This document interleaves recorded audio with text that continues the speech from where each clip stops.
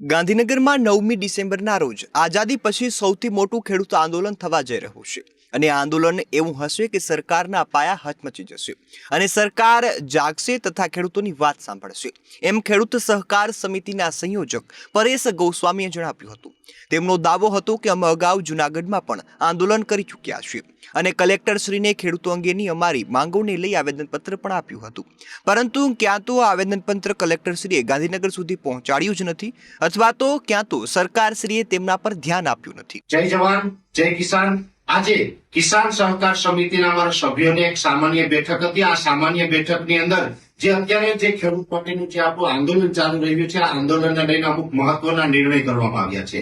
જેમાં પ્રથમ નિર્ણય તો એ કરવામાં આવ્યો છે કે આ આંદોલન છે એ સંપૂર્ણપણે બિનરાજકીય આંદોલન છે, જેથી કરીને અમે આજે સર્વાનુમતે એક નિર્ણય એવો પણ કરેલો છે કે કોઈ પણ પક્ષ પાર્ટીમાં હોદ્દો કે કોઈ નેતા હશે એ વ્યક્તિને આ જે આંદોલનની અંદર સ્ટેજ અને માઇક છે અમે શેર નહીં કરી શકીએ, કેમ કે આ આંદોલન છે એકદમ બિનરાજકીય અને ખેડૂતનું આંદોલન છે, એટલે રાજકીય નેતાઓને અમે સ્ટેજ અને માઇક છે આપી શકવાના નથી।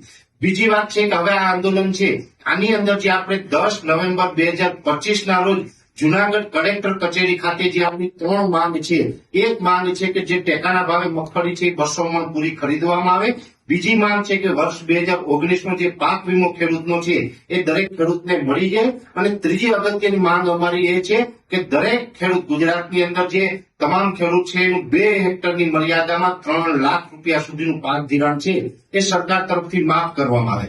આ ત્રણેય માંગણીને લઈને જે અમે 12 દિવસનું અલ્ટિમેટમ જૂનાગઢ કલેક્ટર કચેરી ખાતે આપેલું હતું, આજે 12 દિવસ પૂર્ણ થઈ ગયા છતાં પણ સરકાર તરફથી અમને કોઈ જવાબ મળેલ નથી, એટલે અમને ક્યાંય એવું લાગી રહ્યું છે કે અમારા ખેડૂતની વાત છે એ સરકાર સુધી પહોંચી નથી અથવા તો પહોંચાડવામાં નથી આવી। તો હવે અમને એવું લાગી રહ્યું છે કે અમારી માંગ લઈ અને હવે અમારે સરકાર સુધી જવું પડશે, એટલે હવે આજે અમે તારીખ બધાએ સર્વાનુમતે નક્કી કરી છે 9 ડિસેમ્બર 2025 અને મંગળવાર।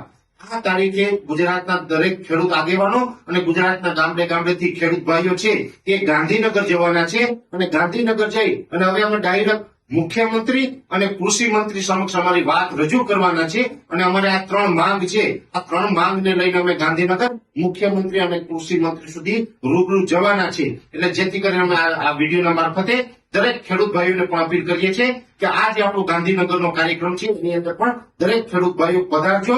આપણી તમામ જે 3 માંગ છે એ 3 માંગને લઈને આપણે ત્યાં જવાના છે।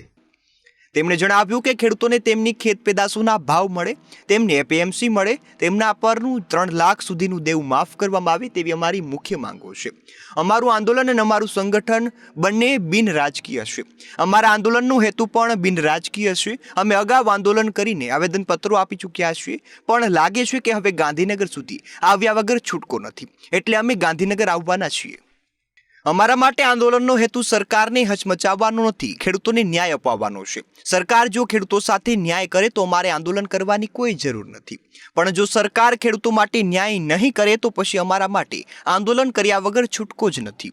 જગતના તાતે પોતાના હક માટે ઠેર ઠેર ભટકવું પડે તે સ્થિતિ અમને માન્ય નથી, તેથી જ અમે ખેડૂત સહકાર સમિતિ બનાવી છે। અમે કોઈ પણ રાજકીય પક્ષ સાથે જોડાયેલા નથી। આ ઉપરાંત જે પણ રાજકીય પક્ષો ખેડૂતોની જે માંગોને સમર્થન આપે છે તે માટે અમે પણ તેમને સમર્થન આપીશું। તેમણે જણાવ્યું હતું કે અમારા આંદોલનમાં આમ આદમી પાર્ટીના લોકો પણ આવ્યા હતા। અમે તેમણે જણાવ્યું હતું કે અહીં આવો તો તમારી પાર્ટીના ખેસ ઘરે ઉતારીને આવજો, વાત કરો તો તે પણ ખેડૂતોના હિતમાં કરજો। તમે જો તમારું રાજકારણ રમવા આવ્યા અને અમારા પ્લેટફોર્મનો ઉપયોગ કરશો તો તમારું ચાલુ સ્પીચે માઇક પણ હાથમાંથી છીનવી લેવામાં આવશે। હા, તમે ખેડૂતોના પ્રશ્નો પર ધ્યાન આપશો તો અમે ચોક્કસપણે તમારું પણ અહીં સ્વાગત કરીશું। આ જ રીતે કોંગ્રેસના આગેવાન પાલ આંબલિયા ખેડૂતો માટે ઘણું સારું કામ કરી રહ્યા છે, તો અમે તેમને પણ મદદ કરીશું। તેઓ ખેડૂતોના પ્રશ્નો સતત ઉઠાવતા રહ્યા છે અને સરકારમાંથી ખેડૂતોને કઈ રીતે મદદ કરે તે માટે પણ હંમેશા પ્રયત્નો કરતા રહ્યા છે। તેઓ કોંગ્રેસના આગેવાન ભલે હોય, પરંતુ તેમણે ક્યારેય ખેડૂતોના પ્રશ્નોને લઈ પોતાનું મોં નથી ફેરવ્યું। તેઓએ ખેડૂતને લઈ સવાલો ઉઠાવ્યા છે, તેમાંથી એક પણ સવાલ ખોટો હોય તો કહી દો। તેથી જ્યાં પણ ખેડૂતોની વાત આવે છે ત્યાં અમે કોઈ પણ પક્ષ નહીં જોઈએ। તે આગેવાન આમ આદમી પાર્ટીનો હોય, કોંગ્રેસનો હોય કે શાસક પક્ષનો પણ ભલે હોય, તો તેમને અમે સમર્થન આપીશું। પરેશ ગોસ્વામીએ દાવો કર્યો હતો કે અમે સરકારને પણ સમયે સમયે મદદ કરી છે। સરકાર જ્યાં જ્યાં પહોંચી શકી નથી ત્યાં અમે જઈને મદદ કરી છે અને તેનું કામ ઓછું કર્યું છે. સરકાર વાવાઝોડું હોય કે માવઠું હોય તો સરકારનું હવામાન ખાતું બધે તેની વિગતો પહોંચાડી શકતું નથી. તો આ સમાચાર અમે આપીએ છીએ. આ સિવાય વાવાઝોડું ફૂંકાય, કમોસમી વરસાદ થાય કે માવઠું પડે ત્યારે ખેડૂતોને વળતર આપવાનું હોય ત્યારે પણ નુકસાન સર્વે સહિતની અનેક બાબતોમાં સરકારના સાંધાઓ ટાચા પડે છે. ત્યાં અમે જ તેમની મદદ કરીએ છીએ જેથી તેમને વાસ્તવિક સ્થિતિની ખબર પડે. આટલું બધું કરવા છતાં પણ સરકારને ખેડૂતોના પાકના ભાવ ન આપવા હોય, તેને એપીએમસી મુજબના ભાવ ન આપવા હોય અને તેનું દેવું માફ ન કરવું હોય તો મારે પછી ગાંધીનગર સુધી આવવું જ પડે. અમે હવે સરકાર સાથે વાત કરવા માટે કોઈ વચેટિયા કે કલેક્ટર પર ભરોસો કરવાના નથી. અમે આવેદનપત્ર આપીને કંટાળી ગયા છીએ એટલે હવે છેક ગાંધીનગર સુધી આવવાના છે. ગાંધીનગરમાં અમારે સીધી કૃષિ પ્રધાન અને મુખ્ય પ્રધાન સાથે વાત કરવાની છે. તેના પછી અમે આગળ કઈ દિશામાં વધવું છે તેની ખબર પડશે. સરકાર જો બધી જ માંગો ન માને અને આંશિક માંગો માને તો આંદોલન પણ પછી આંશિક ચાલશે. પૂરી માંગો માનશે તો આંદોલન પૂર્ણ પણ થઈ જશે અને માંગો નહીં માને તો આંદોલન જારી રહેશે. જોકે પરેશ ગોસ્વામીએ ઉમેર્યું હતું કે અમારા કાર્યક્રમો ફક્ત આંદોલન પૂરતા જ સીમિત નથી. આ સિવાય પણ અમે ઘણા કાર્યક્રમો કર્યા છીએ અને આગળ પણ કરીશું, પણ તે લોકોની નજરમાં આવતા નથી. અમે ખેડૂતોને રાસાયણિક ખેતી છોડાવવા પર સમજાવીએ છીએ અને હવે કુદરતી ખેતી તરફ વાળીએ છીએ.